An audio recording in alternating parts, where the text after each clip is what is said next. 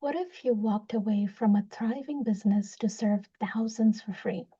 That's exactly what today's guest, Nupur Panjabi, did when she founded Anna-Sudha Community Kitchen. In just a few years, she's helped provide over 80,000 meals and built a movement rooted in love and dignity.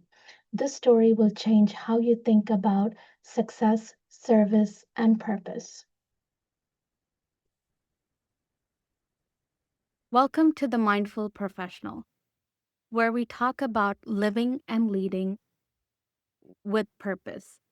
I'm your host, Pinky Khatri, an audiologist, a private practice owner, and a mindfulness advocate. In our new series, we're spotlighting incredible local professionals who've made a difference in our community. We're starting with someone very close to our hearts, Nupur Panjabi. She is the founder of Anna-Sudha Community Kitchens. Not only does our practice support her, our entire team volunteers with her often, so we've seen their amazing work up close. Anna-Sudha is a volunteer-driven community kitchen, and they've delivered over 80,000 meals and to those in need. And at the same time, they've been able to rescue foods that would otherwise go to waste. Nupur had left a successful corporate career to start this foundation and completely has dedicated herself to service and build an organization that's deeply rooted in dignity, compassion, and community. In our conversation today, we'll explore how Nupur built this organization ground up and her personal journey and what inspired her and the lessons she's learned about resilience, purpose, and mindful leadership along the way. Nupur, I have so many questions that I would like to ask you, but I want to start about what kind of caught my attention is going from that corporate space and completely turning around and starting the foundation. Tell me what happened and how you started. First of all, Pinky, thank you so much for giving me this opportunity to share my story with so many. Definitely, the transition was a very difficult one. It originated from a point of like complete abyss and complete personal loss. This was when I hit my rock bottom in 2018 when I lost my mother to lung failure. And it took me like good 3 years to make that commitment to myself that I will be dedicating the rest of my life to serving people and not spending my life in an act of commercial gratification. And this was something that was like a divine calling. So, a very clear conversation with my inner self, with my most deep inner self, and getting that constant message back that how I'm supposed to lead my rest of my life. And then I just listened to my voice and just followed through. Anna-Sudha was started in 2021 in US. A 3-year process is happening in Hyderabad, India. And then I moved to US and start Anna-Sudha. There is a lot of manifestation also in my story of Anna-Sudha, which I can now understand when I look at the 4-year journey from the point that Anna-Sudha was started. So from the time the thought was born in my heart to now, it has been almost, I would say, about 5.5 years. And physically, Anna-Sudha has been in existence for 4 years. We are celebrating our 4th birthday on 10th August. So during that 1.5 year where Anna-Sudha was born in my heart, and even the name just came in like 30 seconds. So I did not want to call it like Annapurna because that was very cliche.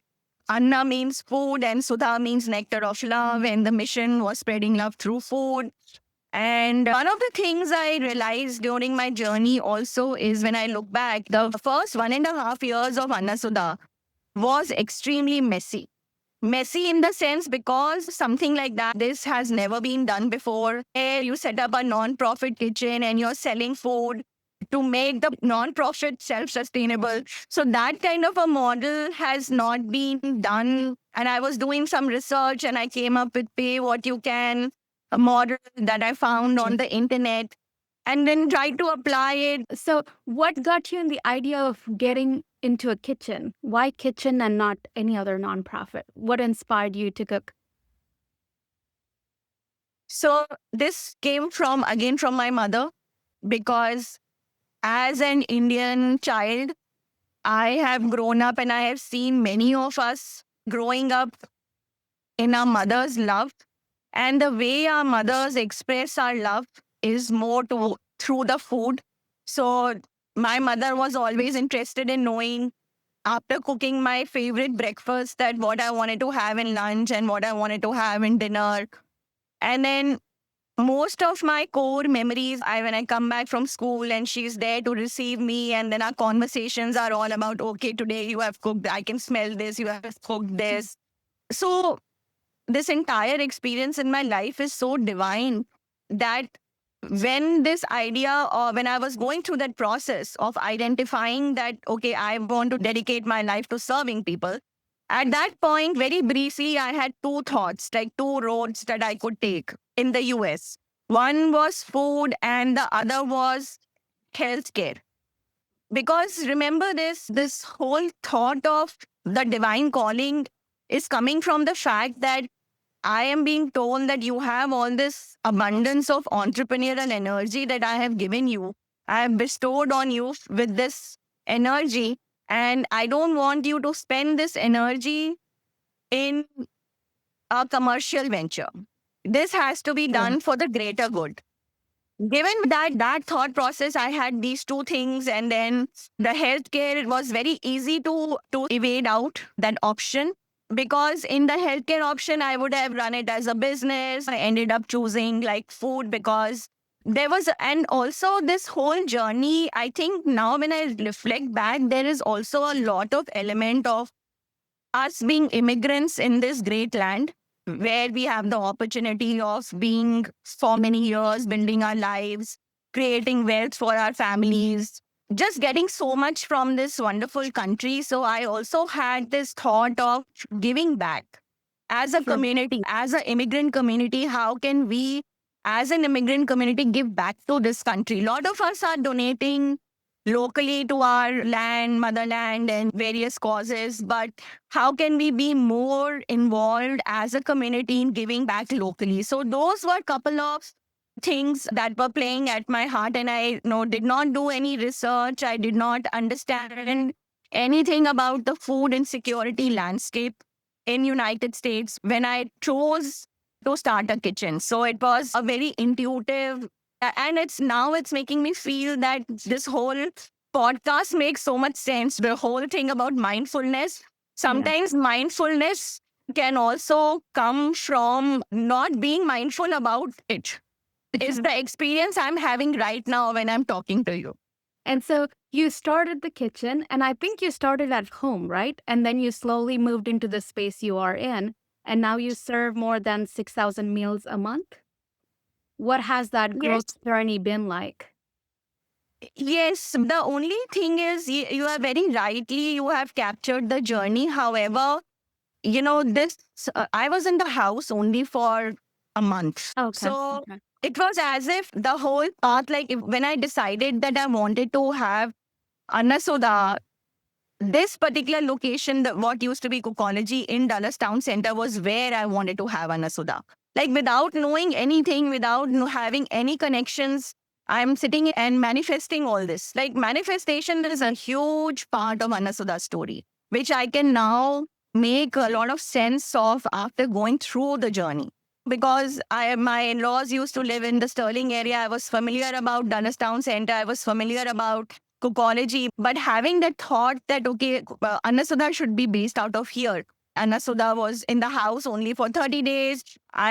Whatever money I made in 30 days, I donated it to different organizations. So it's also the story of figuring out how to give back and to defining Anna-Sudha's mission. So it's not as if everything was written on a whiteboard and there was a business plan or everything was defined. Yes, there was divine intervention, there was guidance, there was intuition. but none of this organized way of running an organization or growing an organization. Sure. So when you started, how many volunteers did you have? And now how many do you have?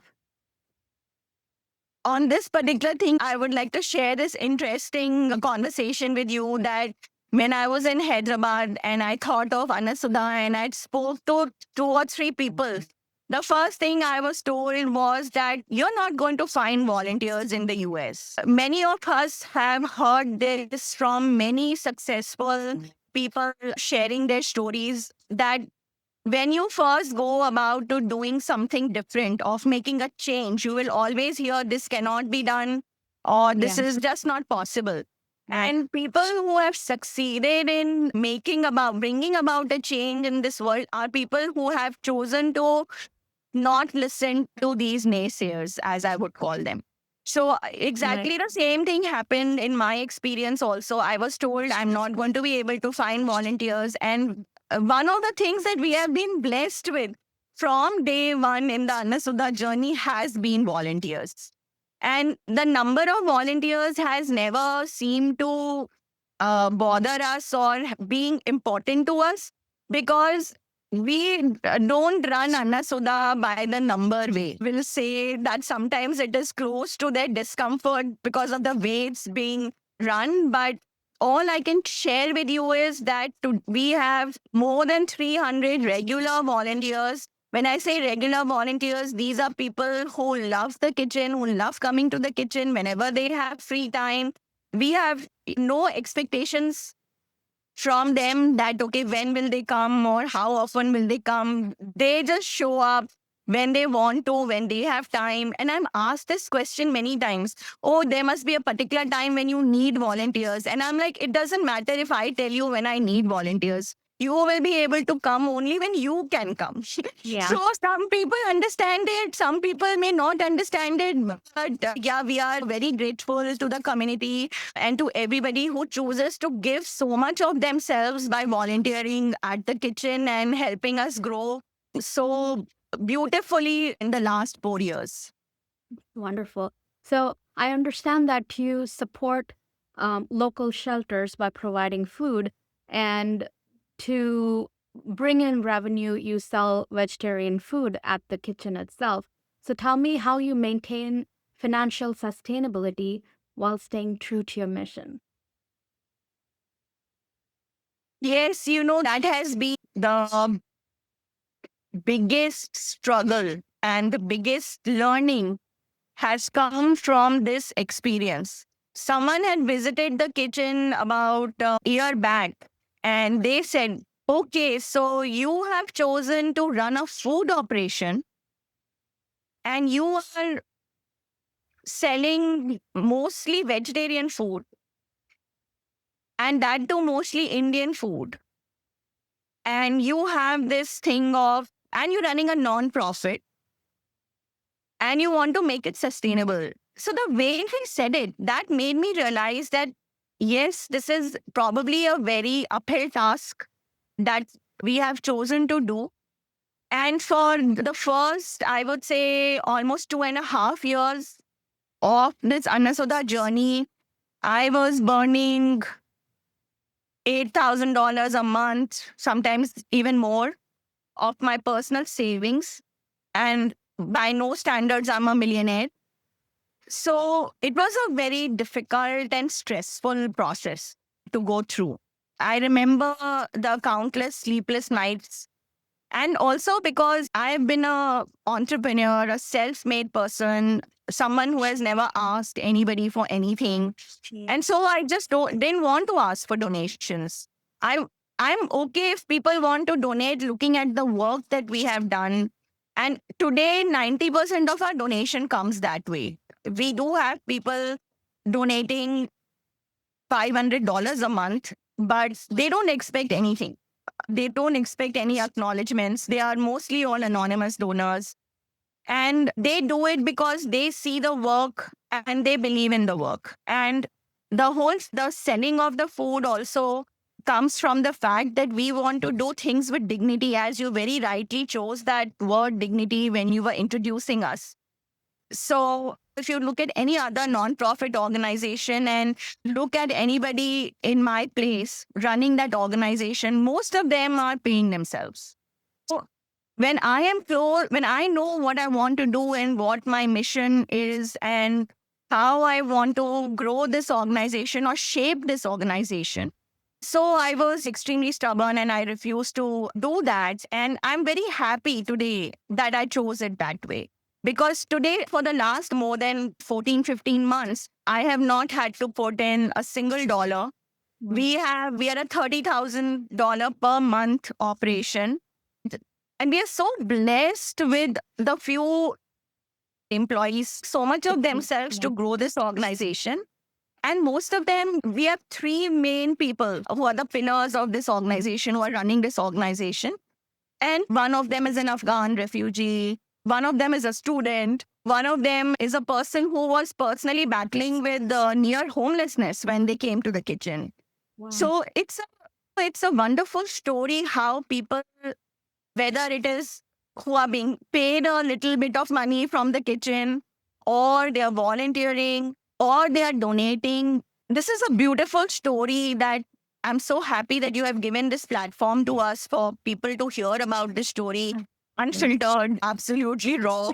So it's in today's world, I think we need more of these stories so that as we talk about the fact that the spirit of Christmas is going away, or the whole faith and the whole belief in God and goodness and giving back and serving man is like serving God. All these principles, right? The whole world is one single family, unconditional service. This is what, and your question was about the financial, the whole financial thing. And all I can tell you is that this has been a very difficult journey of making of Anna-Sudha being almost financially sustainable. And also this podcast is coming at a wonderful time when we have got now confirmed news that the state of Virginia has actually, there is our local delegate who has made amendment in the Virginia budget, and we are getting $50,000 from the Virginia state. We did not get a single dollar from any Loudoun County organization or any company or any grant from Loudoun County service. There is a family services department who comes all the time to us to refer clients, but they did not give us a single dollar. And because grants, again, I had zero experience as a non-profit founder when I started the organization. As slowly I learned how the whole non-profit ecosystem works in the US and then also in Loudoun County. I refused to pay thousands of dollars to somebody to write grants for Anna-Sudha, and I just refused. I just didn't want to do it. And so I me and Rohit wrote most of the grants together, and we were shot down for all the grants by Loudoun County. We did win 5,000 grant from Dominion Energy last year. Nice. And that really boosted our belief, both our belief that yes, grants are real. And then we won a second grant from Atlantic Union Bank for $4,000 to help us with an intern. And those two grants made us believe that yes, this is possible, this can happen, this is real. We need to start investing our time on learning, educating ourselves. And so we have gone about and we have developed our own system to apply for grants, and hopefully we will receive more grants. But this news of the Virginia government giving us $50,000 is huge. We are very grateful to our local leaders for recognizing and helping us with this very needed amount. Absolutely. Congratulations again. This is huge. And the whole part, when you talk about nonprofit organization, there's two parts to it, right? One is you serving the community, but also the other way is collaborating with the community and giving back. And that's where the grants and all of that comes into play, is you're collaborating with others in the community who can help you. In that way, you can grow bigger and serve larger groups of people. So amazing. All right. So what personal mindfulness or grounding practices do you personally do to help you stay rooted through you've had a difficult journey? And what is one practice you would say that has kept you sane and grounded through this entire process? That's a very emotional question. Thank you for asking that. I think it is the conversation with, whether you call it conversation with God or you call it conversation with yourself, because God is there in within all of us. Though we are searching for him everywhere else, if we understand that he's present within us and he's present within everyone else, and we start practicing that unconditional love and all of those kind of those that's unconditional service, unconditional love, which is what I feel is my meditation. Because I find it very difficult to sit and do a meditation. For Yeah. me, my meditation is in the form of the dishes I'm washing in the kitchen, or with the food I'm serving to the persons who are walking in, who are in need of food. That is my meditation.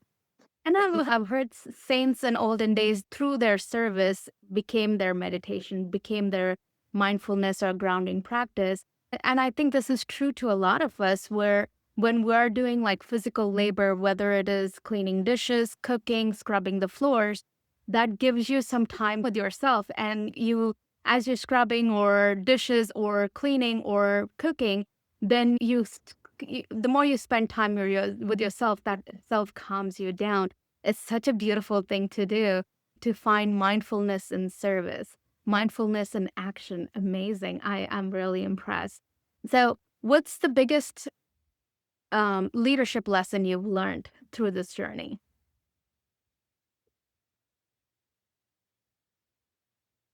I am not sure how to answer that question, because this question has baffled me for the longest time. When I started my business, which was a IT staffing firm, from scratch, and then it grew to having 100 employees also. Even then, I used to think I don't know how to be a leader. And even after running Anna-Sudha, where it's a huge community-based organization, we have hundreds of volunteers, hundreds of donors. I was talking about stakeholders at an earlier stage, and talking about the fact that we have three main stakeholders, where we have one section of people who are paying us for the food that they are consuming, who we call patrons, and then we have donors, and then we have volunteers. Right. So even after growing an organization from scratch to a stage where today we are recognized widely, I still feel that I have a lot to evolve as a leader, lot to learn to be a good leader. But my leadership style has always been an inclusive one. Like, I would love to, for anybody that I'm working with, I want to be perceived as being one of them. Yeah. Like, doing everything with them, walking with them. But yeah, my leadership lesson is this, that if people you're working with, they should perceive you as being a real person, being a genuine person who cares about the team genuinely. And Yeah. if they have that belief, then they give of themselves, forget about 100%, even 1,000%. So Yeah. they just give of themselves completely. And I have seen that across my organization, the IT service, the IT staffing organization that I used to run, and Anna-Sudha also. And there'll always be people who will not like you, will not like your leadership style, who will find flaws in you. They don't want to understand that that you are aware of your flaws, and that yours is also a journey of getting rid of your flaws. But if they still want to judge you, they're welcome to do that. One of the things, and also my leadership style, is that I will stick to the decision, and I will not be worried about, or will not be what Hide your others jack. are thinking. Yeah, Yeah. what others are thinking. Because sometimes people don't have they may not be on the same page with you, but as they see the results, or which can take many years or months to unfold, and then also they may perceive or they may not perceive. Even if even if they look at some decision that you have taken which they were opposing, and that decision being a good one for the organization, still they may not become a believer in your leadership style, and that is okay. So I feel like it's a humility speaking. It reminds me of an article that I was reading about servant leadership. And that essentially is putting other people first, putting your community first, your volunteers first. And that's essentially how you're leading. Your foundation is by serving along with all of your volunteers and having community members as your main focus. So tell me, can you share a story that has really touched your heart? Someone or a family whose life has changed by Anna-Sudha? There are a lot of stories like that. There are a lot of stories like that. I can talk about this one woman who was living in a car for more than 2 years with her adult mentally disabled daughter. Even the woman is also slightly on the spectrum because of all the difficulties that she has gone through. And she was in the car for 2 years, and I saw her story on one of the social media platforms, and then she started messaging me about food, and 2 or 3 times I sent her food. And then I figured out there was a lot in that story. However, we ran a GoFundMe and we were able to raise $40,000 in less than 48 hours, Pinky. Wow. It is one of the stories which got my head to spin as well, that how can this something like this happen? However, now she is almost at the end of those 2 years, and we have started scratching our head about how to help her. But that is one of the things. So we got that money. She's been living in an apartment. We've been trying to navigate with other agencies how to get her disability and all of that, but we have not got a lot of success. And this story has also brought another lesson in the forefront, that if you want to really help someone, you should try to enable or empower them rather than do charity for them. Or if you decide to do charity for them, it should be something that should be like a permanent fix to their problem. So this experience has also taught me that. And other than this experience also, there are countless many stories where the kitchen has made a big impact on people's lives. It could be a volunteer who comes and works here silently, who's battling with their own issues without wanting to discuss it. And they are here just unconditionally giving off themselves to the kitchen. And it's a slow process. And people who go through all of these mental challenges and who are trying to find a solution for their problems in the kitchen, they should be aware that this is not going to be an overnight solution. It takes time for the healing process to begin, but I have seen many such people and such experiences. One of the other experiences that I really would want to share is not something that how it has made an impact or how it has changed their lives, but this is an impact that really stands out in the journey and gives me goosebumps every time I think of it. And this was the experience of a mother donated $2,000 cash to the kitchen when the son had committed suicide. And that was a time when I used to really struggle financially. So I remember this moment very clearly, going through this moment again and again, that whether I should be happy or relieved that I have gotten this financial assistance, or I should have the grief that the mother is experiencing. That is what, this kitchen means to a lot of people who give so generously of themselves or their resources or share their resources with the kitchen. And that is that emotional connect, because this kitchen is based on, the genesis of this kitchen is in personal loss and grief. I feel that there are a lot of families who connect with the kitchen. So there are a lot of people who will come to the kitchen saying that, okay, today we want to donate so much because it's our parents' death anniversaries, or I lost my husband a year back, or I lost my child, or I mean, it's these stories, countless stories, I would say, of the community, and that is probably one of the reason why community is connected with through their hearts with this kitchen. And I also noticed that you involve children and adults with special needs to volunteer there, which is truly incredible. That your commitment to inclusivity it's very special. Tell me how did you come up with this idea? How is it going? And do you have any special stories around volunteers? I am someone who lives equality. Yeah. So my thought process is since a child, like I have not believed in religions, any barriers for humanity, whether it is religion, whether it is social status, whether it is. I was not so much exposed to mental and physical disability, or I did not have that consciousness or that mindfulness to think about those aspects till a very later stage in my life. But that is my DNA.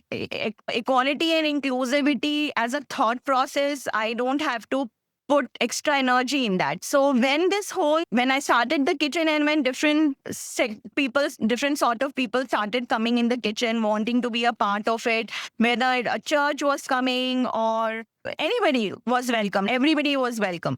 Someone approached, I think it was some organization that has all the individuals, the adults with special needs, they approached and they said, can our people come to volunteer? And I was like, of course.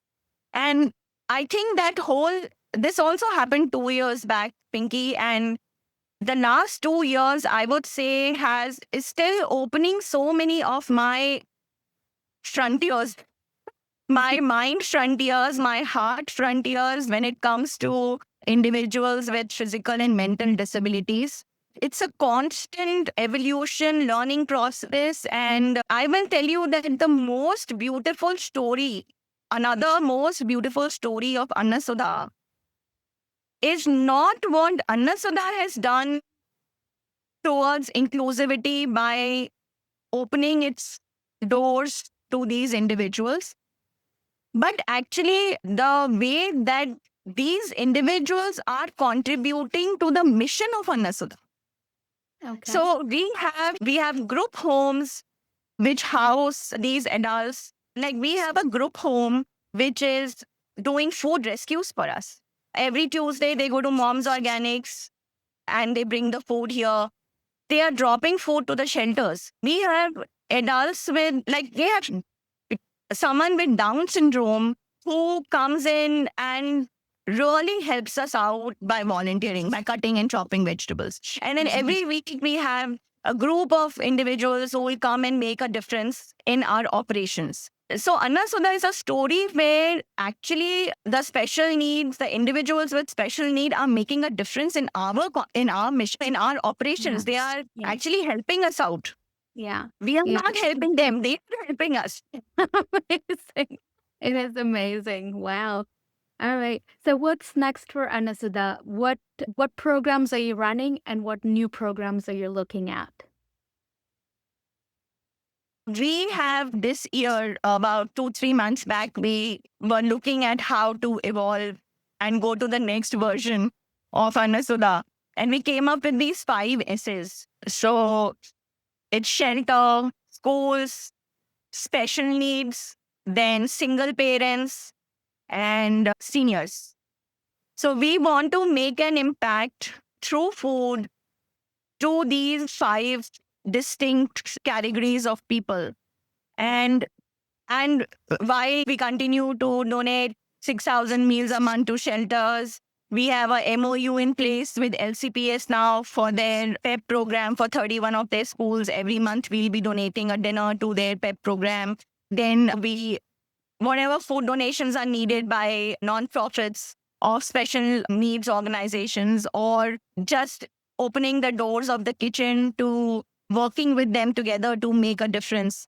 To the fact to single parents lot of single parents, we also drop food to them because we have a lot of mothers with multiple children doing 2 jobs and still not having enough money for food. And then the seniors, that is one aspect where we are like maybe struggling a little bit right now, but it's not a real struggle. But yeah, I've been really wanting to do home deliveries, build a scalable home delivery program for seniors, which I've been wanting to do for the last 2, 3 years. But for some reason or the other, it does not happen. So hopefully through your podcast, I'm throwing out this manifestation that very soon we will be able to make it work. I've given up on it multiple times and still it does not leave my heart. Yeah. Even yesterday, I was posting in the senior group, whatever little people we have, and I'm like, today is the last time I'm doing this. Otherwise, we'll just make food in the kitchen and you please come to the kitchen and take food. Loudoun County has an organization called Loudoun County Seniors Interest Network. And they have professionals who work with seniors meet and network once a month. And that might be a good place to spread the word. And Thank you. even in our practice, we come across so many seniors who live by themselves, and just getting through the day is hard. And then having to prep and cook a meal would just add to it. So that would be really helpful. And I'm glad that we're going to share the podcast with all of our patients. And that way you have that avenue that you now have people who might need your services. And as they connect with you, then you'll be able to figure out, okay, how am I going to work out the logistics and delivering all of with them? Because you already have a delivery system in place. It's now just trying to focus more on how do you access the seniors who really need your services. Yeah.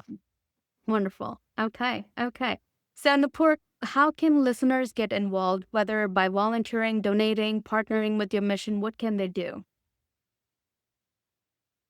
I think what we would love for people who are listening to this podcast to go to our website, to learn about us, to make a visit to the kitchen, to experience the kitchen, maybe volunteer one time and experience it a little bit more, and then decide for themselves how they would like to become part of the solution of addressing food insecurity in our local community, or just helping people who need help, like without any judgments, just trying to be part of a giving back community as we have defined what we are.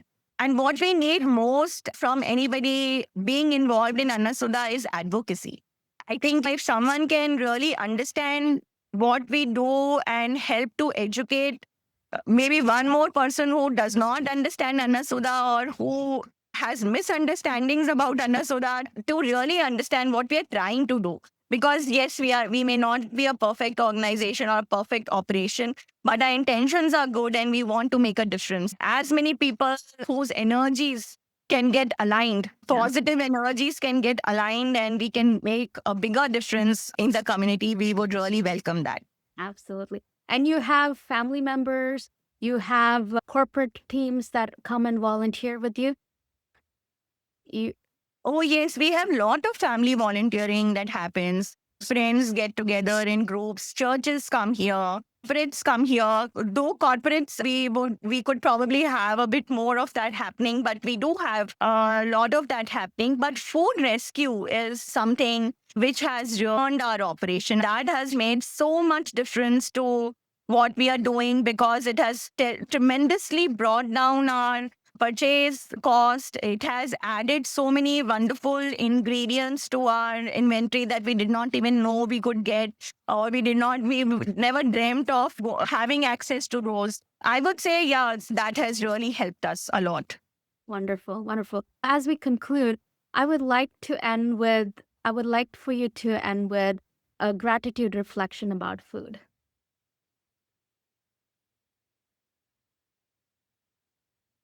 Okay, so you have not given me the questions to prepare answers. That's okay.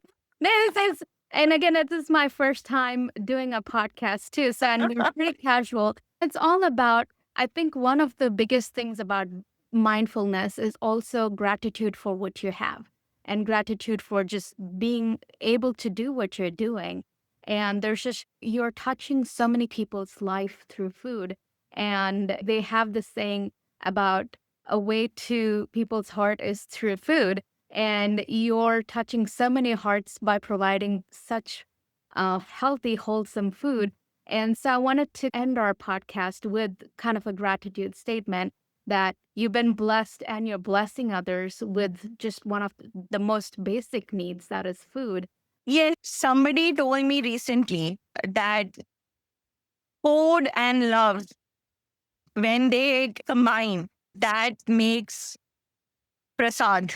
So for people who don't understand the language, prasad means the offering that is made to God. So this is what I learned very recently. Food and love makes prasad.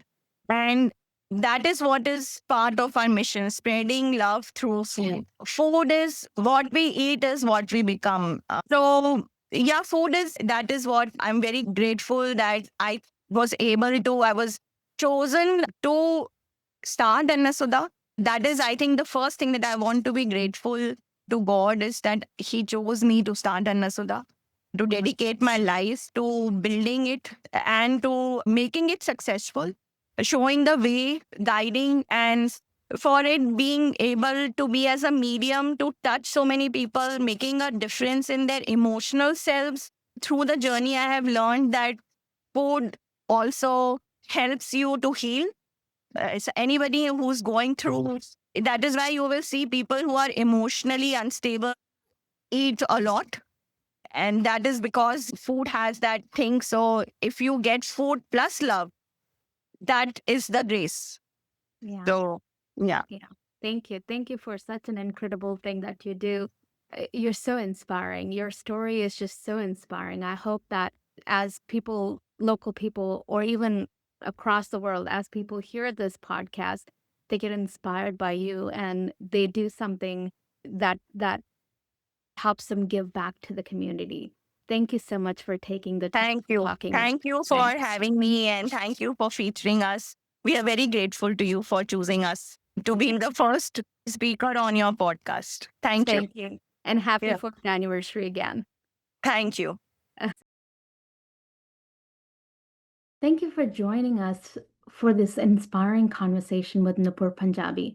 Her work reminds us mindful leadership isn't just about what you do, but it's also about how you do it. It's about bringing the community together, collaborating with the people in the community, and working with compassion, with deep sense of purpose. Her story is just so touching, so amazing.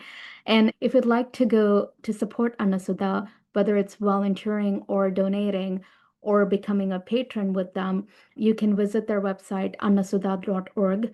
When you volunteer, you can take your family members, your friends, or if you're a working professional, you guys can go in as a team like we do at our office. Every effort makes a difference. And as always, thank you for listening to The Mindful Professional. In this episode, if you moved, please share it with somebody who might find inspiration in Nupur's story. And don't forget to subscribe and share. Thank you.